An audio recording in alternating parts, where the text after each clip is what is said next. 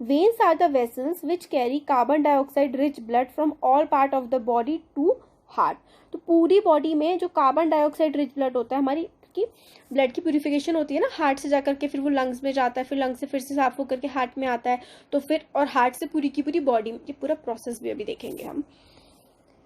क्या होता है, पूरी बॉडी में हमारे जो ब्लड होता है ना, उसमें ब्लड में कार्बन डाइऑक्साइड की मात्रा काफी ज्यादा होती है। तो जो कार्बन डाइऑक्साइड रिच ब्लड होता है ना पूरी बॉडी में, मतलब पूरी बॉडी में जो ब्लड होता है जिसमें कार्बन डाइऑक्साइड की मात्रा काफी ज्यादा होती है, पूरी बॉडी से वेन्स की हेल्प से हमारे हार्ट में वो कार्बन डाइऑक्साइड वाला ब्लड लेके आया जाता है।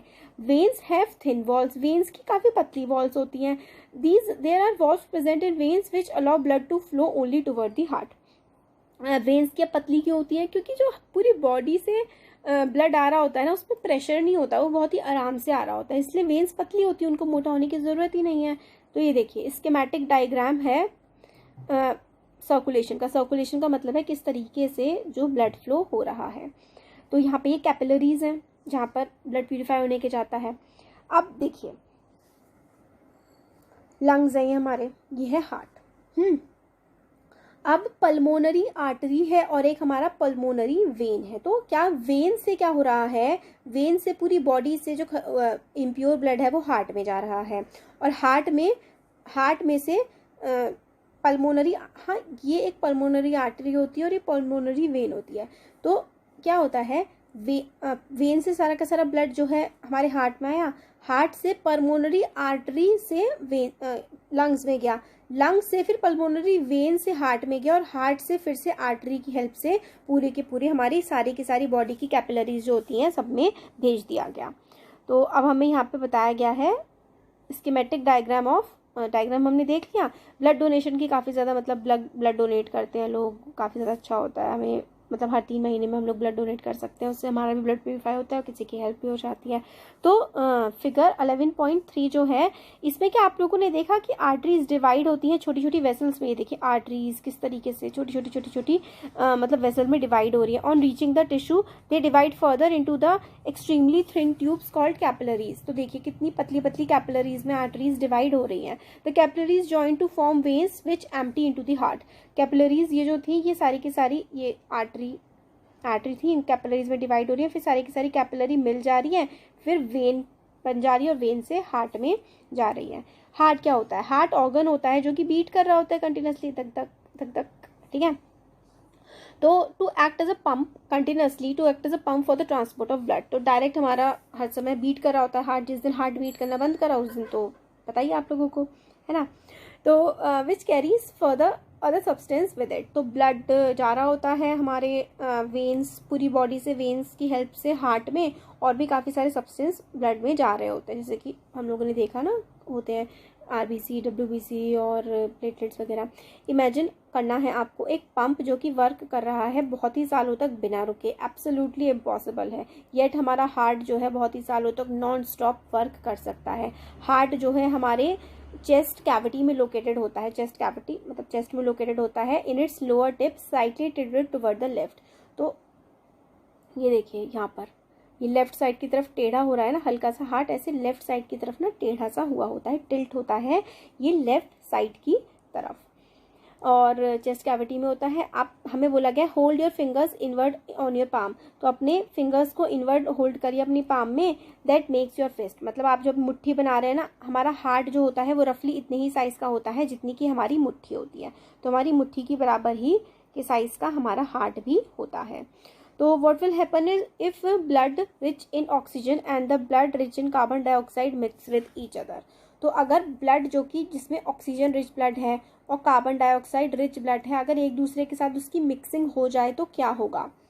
तो to avoid this from happening, मतलब ऐसा ना हो कि हार्ट में ऑक्सीजन रिच ब्लड और carbon dioxide rich blood mix हो जाए, इसको अवॉइड करने के लिए ना हमारे हार्ट में कितने चैम्बर होते हैं, 4 चेम्बर्ड हार्ट होता है हमारा, 4 चेम्बर्स, एक ये और ये 4 चेम्बर होते हैं हमारे हार्ट में। तो to avoid this from happening the heart has 4 chambers. The upper chambers are called atria, तो या फिर सिंगुलर एट्रियम। अपर जो होता है ना पोर्शन, उसको हम लोग क्या कहते हैं, atria and the two lower portion को हम कहते हैं ventricle. The partition between the chambers help to avoid mixing of blood. तो हमारा हार्ट जो होता है देखिए वो 4 चेम्बर में होता है। ऊपर वाले जो दोनों चेम्बर होते हैं उनको हम लोग एट्रियम कहते हैं। एक होता है राइट एट्रियम और एक होता है लेफ्ट एट्रियम। और जो नीचे वाला जो पार्ट होता है एक इधर वाला राइट वेंट्रिकल और इधर वाला लेफ्ट वेंट्रिकल, इनके बीच में ना पार्टीशन होता है। Partition completely separate 2 halfs. तो इनके बीच में ऐसे करके ना पार्टीशन होता है और पार्टीशन जो है वो इधर वाला इधर इन सबको मिक्स होने नहीं देता है। तो इस तरीके से मिक्सिंग से हम लोग बच जाते हैं। Mixing of blood rich in oxygen with carbon dioxide rich blood, जो पार्टीशन होते हैं ना इसकी वजह से वो नहीं मिक्स हो पाते।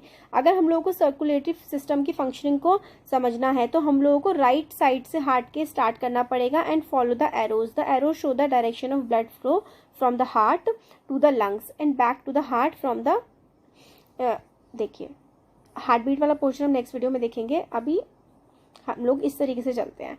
हमारा वेना कावा से क्या होता है, पूरी बॉडी से हमारे आता है ब्लड, फिर वो एट्रियम में आता है, फिर इस तरीके से राइट एट्रियम से जाता है। देखिए 11.3 फिगर में हम लोग को बता रखा है कि पूरी बॉडी से वेन्स की हेल्प से हार्ट में जाता है। हार्ट से हमारा पल्मोनरी आर्टरी में लंग से, लंग में प्यूरिफाई होता है। ये वाला तो इम्प्योर ब्लड है, इधर साइड वाला राइट साइड पे जो लेफ्ट साइड पे जो होता है वो तो इम्प्योर ब्लड होता है। तो हमारा वेन से हार्ट में, हार्ट से पल्मोनरी आर्टरी में, आर्टरी से लंग में प्यूरिफाई होकर के पल्मोनरी वेन से हार्ट में और हार्ट से आर्टरी से पूरी बॉडी में। तो इस तरीके से ब्लड फ्लो हमारा कर रहा होता है। इसका जो एक्सप्लेनेशन है ना कंप्लीट वो 10th क्लास में, अभी आपके लिए इतना ही। और इम्प्योर का मतलब होता है कार्बन डाइऑक्साइड रिच ब्लड्स, और कैपिलरीज की हेल्प से हमारी पूरी की पूरी बॉडी में जो है वो ब्लड फ्लो करता है। हार्ट किस तरीके से फंक्शन करता है, कैसे एक पार्ट से दूसरे पार्ट में जाता है, ब्लड मिक्स ना हो इसलिए हार्ट में क्या होते हैं ऐसे करके 4 चेम्बर्स होते हैं।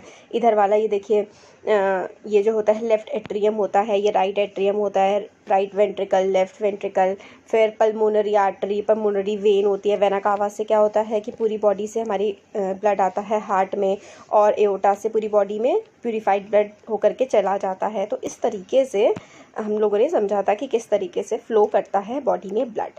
अब हम लोग देखते हैं हार्ट बीट। हार्ट बीट क्या होती है, दिल के धड़कने को ही तो हम हार्ट बीट कहते हैं, है ना। तो देखिए the wall of chambers of heart are made up of muscles. तो हमारा जो हार्ट होता है उसके 4 चेम्बर होते हैं और 4 पार्ट्स में वो डिवाइड होता है। तो जो इसकी वॉल्स होती हैं ये काफ़ी सारी मसल्स से मिलकर के बनी हुई होती हैं। ये जो मसल्स होती हैं ये कॉन्ट्रैक्ट करती हैं एंड रिलैक्स करती हैं रिदमिकली।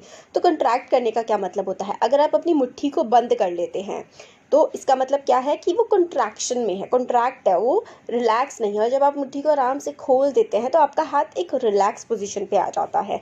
तो इसी तरीके से हमारा हार्ट धड़कता है, कभी कॉन्ट्रैक्ट करता है तो कभी वो रिलैक्स करता है। तो कॉन्ट्रैक्शन एंड रिलैक्शन, जो रिदमिक कॉन्ट्रैक्शन एंड रिलैक्शन होता है ना, इसी की वजह से हार्ट बीट जनरेट होती है।